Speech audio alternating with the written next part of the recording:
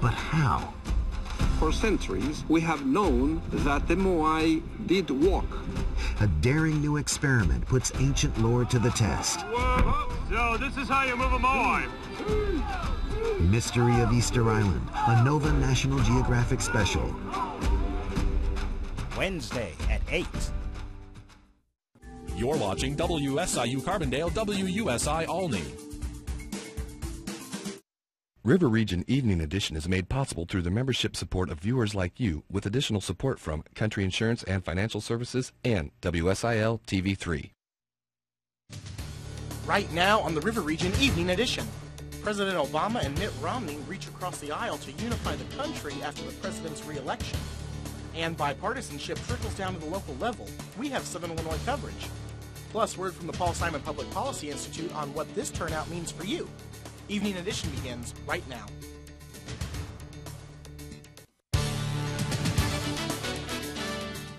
Live from the campus of Southern Illinois University Carbondale. Bringing you the news from around the world and across the River Region. This is the Evening Edition.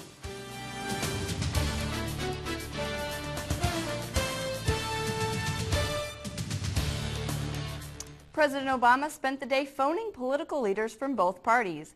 Good evening, I'm Jenna Buckles. And I'm Devin Kidd. Mitt Romney conceded President Obama's re-election late last night. Supporters applauded as Romney said he would pray for Obama's success in leading the nation. Romney also thanked running mate Paul Ryan, saying the Wisconsin congressman had a bright future in the GOP. Romney lost nearly all swing state votes to Obama. The swing states are highlighted in yellow on this map, including Ohio, the hardest fought prize. Former Massachusetts governor said it is time to put aside partisan and finally work together. Chose another leader, and so Ann and I join with you to earnestly pray for him and for this great nation. While our journey has been long, we have picked ourselves up. We have fought our way back, and we know in our hearts that for the United States of America, the best is yet to come. Tonight's outcome was Political apathy was nowhere to be found at an election results viewing party on the SIU campus. Evening Edition's Loretto Cruz finds that many students can be very emotionally invested. I'm sorry, I would get in trouble if they tear up this building. But go ahead. Enthusiasm was high at SIUC's Grinnell Hall, where an election viewing party last night was taking place. We feel like it's just a great experience to get students involved into government. It's very important. The decisions that you make every day affects your daily life. During the event, Student Senator Adrian Miller explained to students why and how.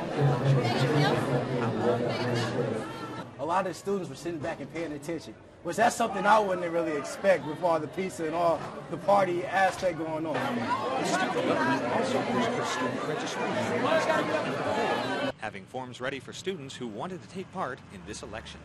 But when he got up there, they really listened. They were really interested in what was going on during this election. They also held similar events for 2 of the 3 presidential debates. I mean, Student overall, Kenneth if Lucas Mitt Romney was to win the presidency, based on how he addresses certain topics, like people shouldn't go to college unless they can afford it, and he wants to get rid of food stamps. That will definitely affect me in the immediate future. So if college is only granted to those who can afford it, then people like me, who have the potential to be something, probably won't ever get that chance. From Grinnell Hall on SIUC campus, Loretto Cruz, Evening Edition. Corbis said that the Alpha Kappa Alpha sorority, undergraduate student government, and the Black Togetherness organization helped fund the event.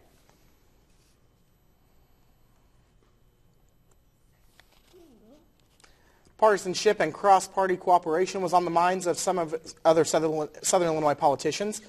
Evening Edition reporter Krista Burris has that part of our coverage. Local elections were also taking place. When we talked to local candidates, bipartisanship was an issue for both parties. Political advertising, it seems so much anymore that when you run for office, your opponent's got to say what a bad person you are. One candidate last night acknowledged the split between Democrats and Republicans, but feels it's more so in the state and national races versus local elections. Winner of the 117 district state representative seat, John Bradley, says he tries to break the barriers of bipartisanship. Endorsed Bill Enyart, but I didn't have anything against Jason Plummer, and so same way with these local races. So I think it's democracy works. Most people know Mike Bosch from his rant on the House floor this past summer, but he says that it is uniting politicians and voters from both parties. My statements that I made, though angry, they were truthful. The general public caught fire where they weren't before. In Murfreesboro, Krista Burris for River Region Evening Edition. More election result coverage is coming up in this newscast and on the PBS NewsHour at 6 o'clock. Well, it's been another chilly day in southern Illinois. Makes me wonder if there's snow in our near future. I don't know if it's quite cold enough for that yet, Jenna, but I know someone who can tell us. Meredith Hackler is in now with your weather. Meredith? Well, guys, it doesn't look like we're going to have any snow in our near future, but we can expect some lower temperatures in the nighttime especially. Tonight we will be seeing a low of 39 degrees with cloudy skies above us. In the morning we can see that jump up to about 43 degrees with sunny skies, and by midday we can see it be 55 with sunny skies as well. Stay tuned for my full weather forecast later on this evening. Education was an important issue in the presidential campaign. President Obama promised to invest in education and to make higher education more affordable. We heard today from some SIU students who think President Obama's re-election will have a positive impact on their school and their financial aid, while other students think it does not really make any difference. President Obama won the election, so does education win too? I don't think it'll make too big of a difference. I mean, the federal government really doesn't have as much an effect on a state university like this as the state of Illinois' government would. So I think the best way to improve SIU would be for the state to improve as a whole. As a student, I believe that my financial aid will not be affected.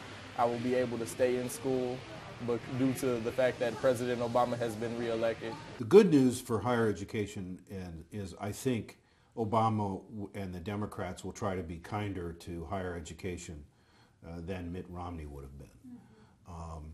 The bad news is American deficit and debt is so huge that when it comes time to cut, nothing is going to be spared. There will be cuts, and if there aren't cuts, there'll be freezes in spending, slowing the rate of growth in spending. And we'll see that in reduced student aid, in fewer federal grants for research. It's going to be, we're in for several years of lean times in America. The National Education Association says President Obama's re-election is a victory for students and educators. If you're a part of any social networking site, it's hard to miss them.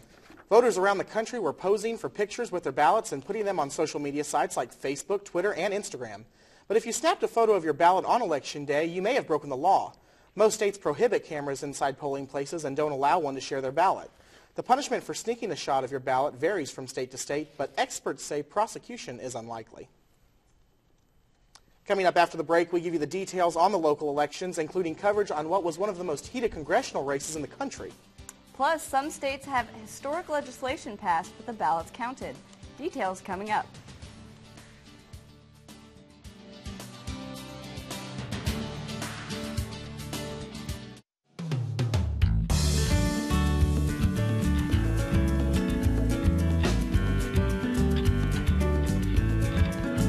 We have a unique painter who transcends the use of her hands, and a world-renowned metalsmith artist who creates beautiful sculptural forms.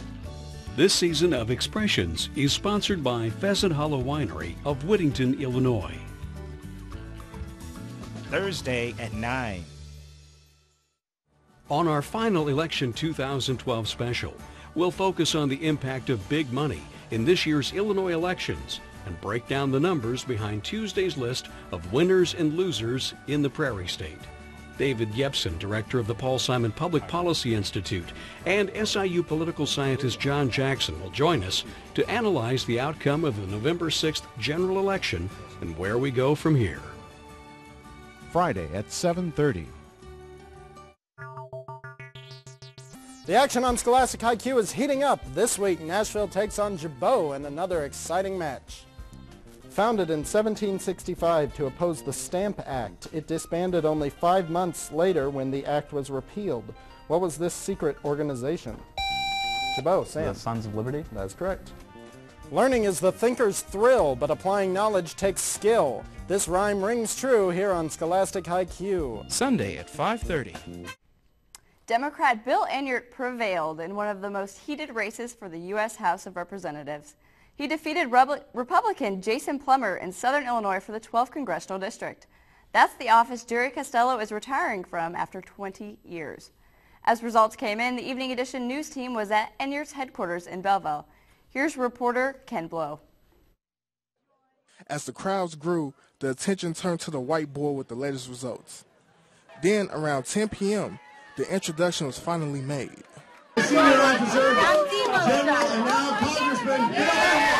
As of today, Enyart has more than 20,000 votes more than Plummer. This election was very important to many people in Illinois because this is the first time the seat will be open since Jerry Costello took office nearly 20 years ago. And many Democrats are happy that the seat will remain blue. Enyart is hoping to start serving Southern Illinois once he arrives in Washington. Working very closely at serving on with the coal industry and the other energy industries here in Southern Illinois. I think that's an important one. Transportation, Jerry Costello served on that. He's brought a new Mississippi River Bridge. So those are all very important committees that I want to take a look at. When Enyart heads to the U.S. House of Representatives, he will be in the minority group. Yet his supporters believe that he will be the best man for the job.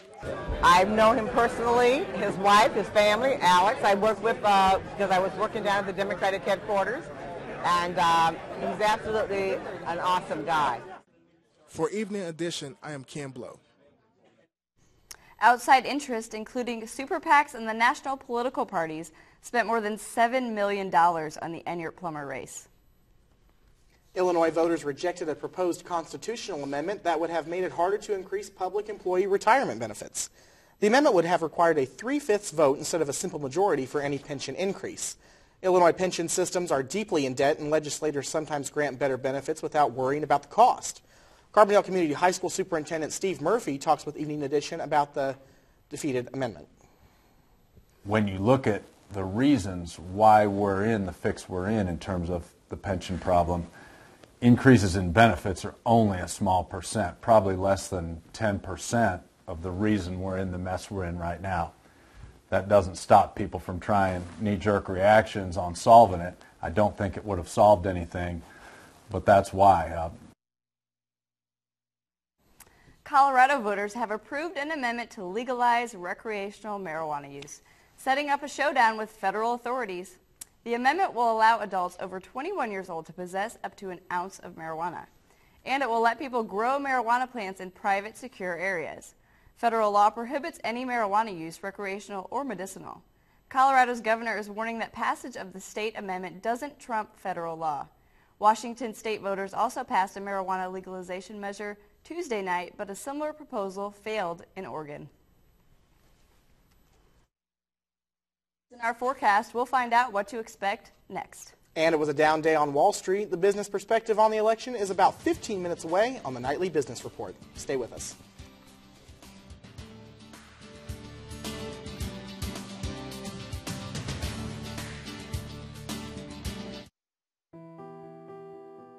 On today's Community Dateline, an American Red Cross blood drive is this Friday from 2 to 7 p.m. at Times Square Mall in Mount Vernon.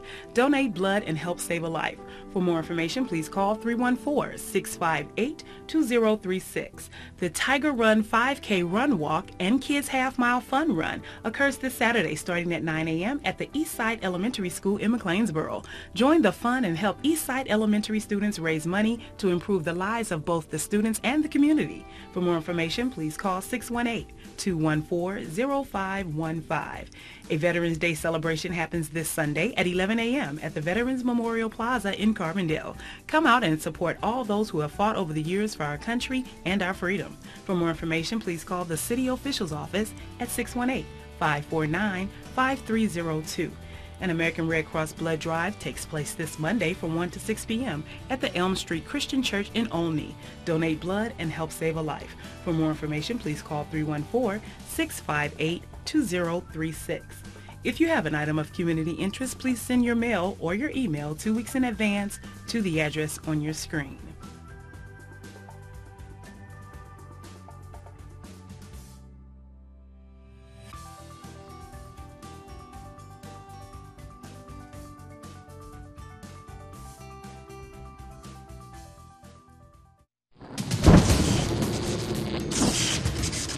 And now the forecast for the River region. This is your evening edition weather. Good evening, I'm weather forecaster Meredith Hackler. As you can see by my outlook, there are going to be some cloudy days headed our way and cool nights as well, and there is some rain to come. Right now, you can see that our temperature is 49 degrees, the dew point at 38 degrees, and our relative humidity is a little bit high at 67%, and our wind is northwest at 12 miles per hour. Today's almanac, our high was 49 degrees, our low was 30 degrees. There wasn't any precipitation today, and since the month is just starting, our precipitation is a little bit low at 0.08 inches. Taking a look at our surrounding areas, as you can see, we're pretty much all in the same temperature right now, with Cape Girardeau, Carbondale, both 49, Mount Vernon 48, Belleville 47, Paducah the same as Mount Vernon, and Marion a little bit warmer at 50 degrees. As you can see by our national radar, there are some high and low pressure cells, mostly high in our area, possibly some more rain to come, as I was saying earlier, so we can be expecting that. Tonight, we can expect an overnight low of 33 degrees with clouds early, clearing late. Tomorrow, we can expect a high of 57 degrees with sunny skies above us. Tomorrow night, we can expect an overnight low of 39 degrees with clear skies. Taking a look at our 5-day, on Friday, our high is 66 degrees with mostly sunny skies. On Saturday, we can expect a high of 68 with AM clouds, PM sun. On Sunday, we can expect a high of 67, mostly cloudy, and a 10% chance of rain. On Monday, we can expect a high of 44 degrees with showers, a 40% chance of rain. And on Tuesday, we can expect a high of 46 with partly cloudy skies and a 10% of chance of rain as well. So with temperatures in the 60s, I guess I won't be getting that snowfall I wanted after all. Yeah, probably not. You know, I'm gonna enjoy these last few days of in the 60s that we have personally, but if you want the snow, you know, I'm sure we have some to come in the future. All right, I guess I'll enjoy it. All right, thank you, Meredith. With Saluki football on a bye week, football fans should turn their attention to two teams that are in championship title contention. And for the first time in 3 years, SIU volleyball finally has something to cheer about. Sharnice Mitchell is in now with sports. Sharnice? Next, we'll find out who the Bulls defeated last night to avoid back-to-back losses on the season, and check on the women's SIU basketball team and who they met up with in their final exhibition game of the season last night. I'll have all that next in sports.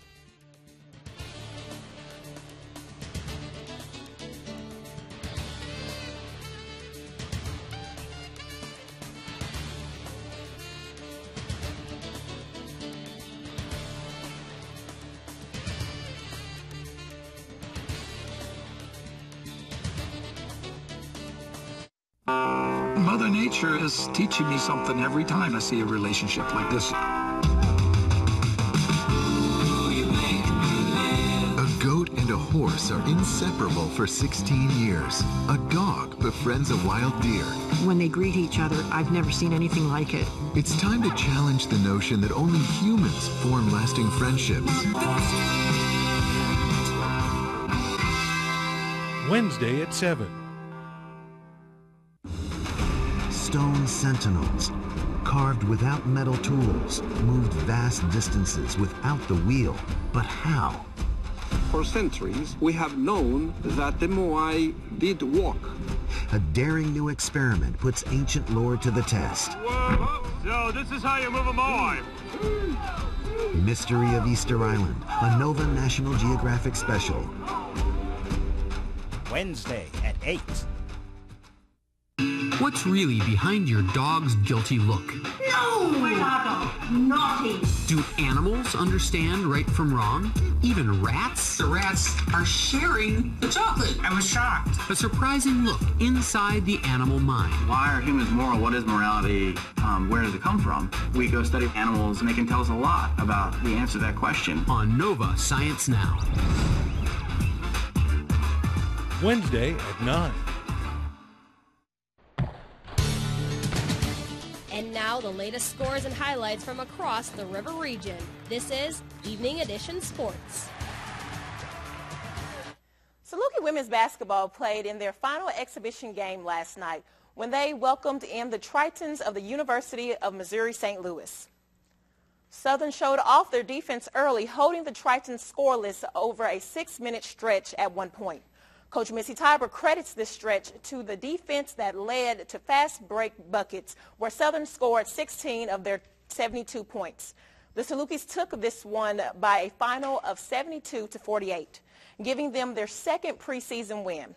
Sophomore Cartasia Macklin led the Saluki offense attack with a game-high 16 points. She also dished out a team-high 6 assists.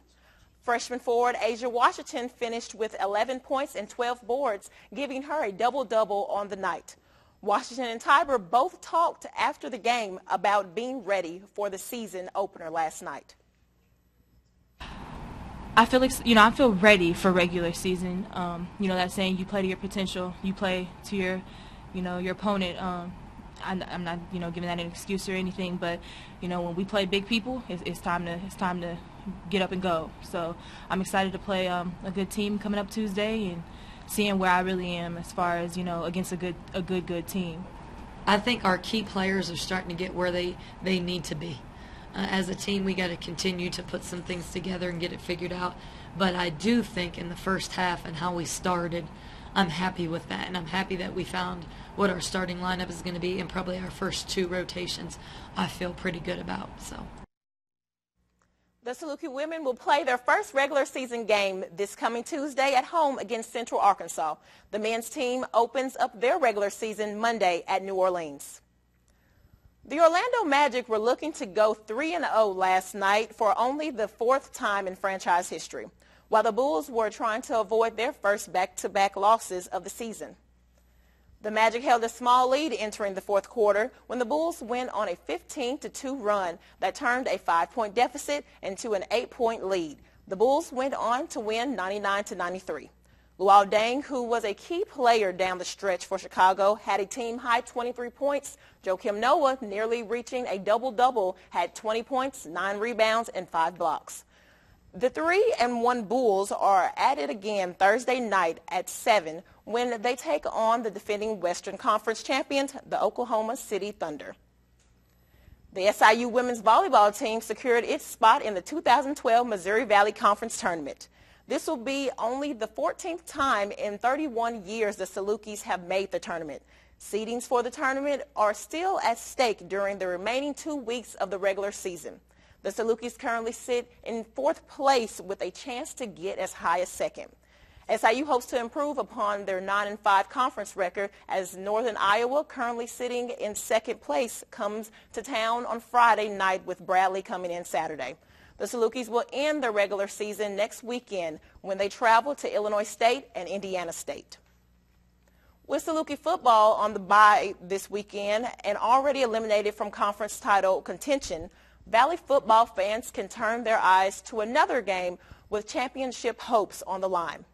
North Dakota State and South Dakota State will battle each other from the Fargo Dome on Saturday. Both teams enter into the game 5-1, with the winner getting at least a share of the Missouri Valley Football Conference title.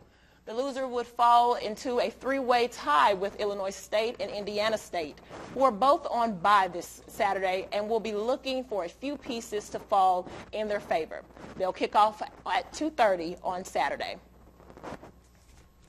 Now that football season's wound down, I'm pretty sure everybody's ready for basketball season. Yeah. The SIU women's men and women are doing fairly well. They're perfect in preseason and looking forward to next week when they start up the regular season. Awesome. I'm looking forward to it, too. Me too. All right. Thanks, Shanice. Up next, we'll have a look at what's making news around the region this week. Also, Meredith has your final look at weather. Stay with us.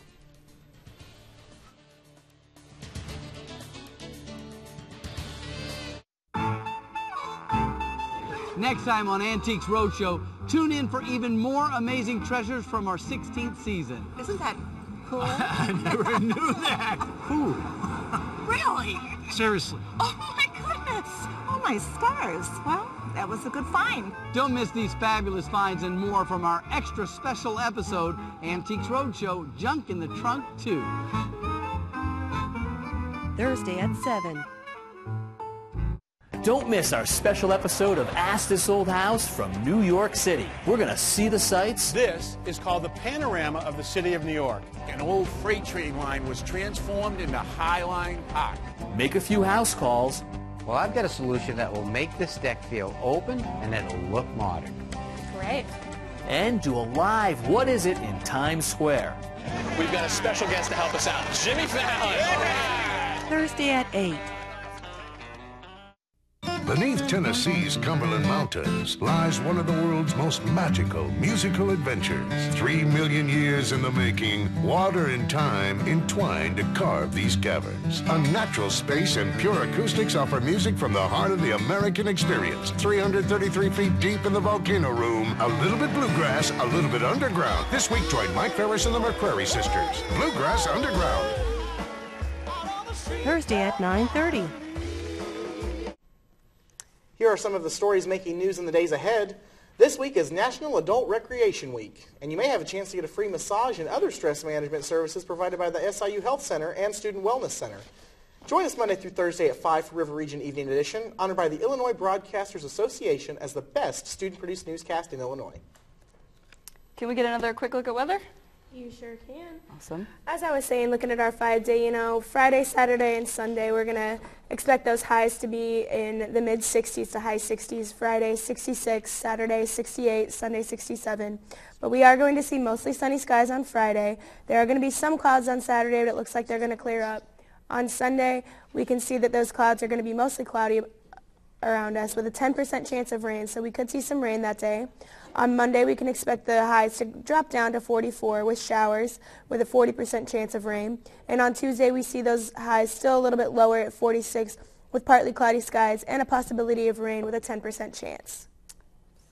It looks like it has the potential to be a beautiful weekend, but it looks like we got a lot of rain coming in on Monday. Yeah, hopefully that 10% drops down to about 5% and it doesn't rain, but we'll see. So hopefully we just have a warm weekend, and hopefully it carries over into the week. All right, thanks, Meredith. Yeah, I'd rather have a warm weekend than a cold week. I know, me too.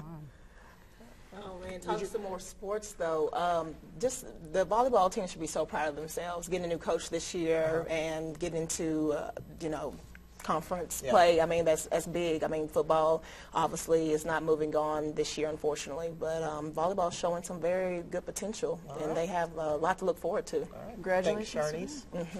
Okay, thank you for joining us tonight. You can like us on Facebook or follow us on Twitter at River Region News. I'm Jenna Buckles. And I'm Devin Kidd. For Meredith Hackler, Sharnice Mitchell, and the nearly 100 students who work on the Evening Edition, have a great night.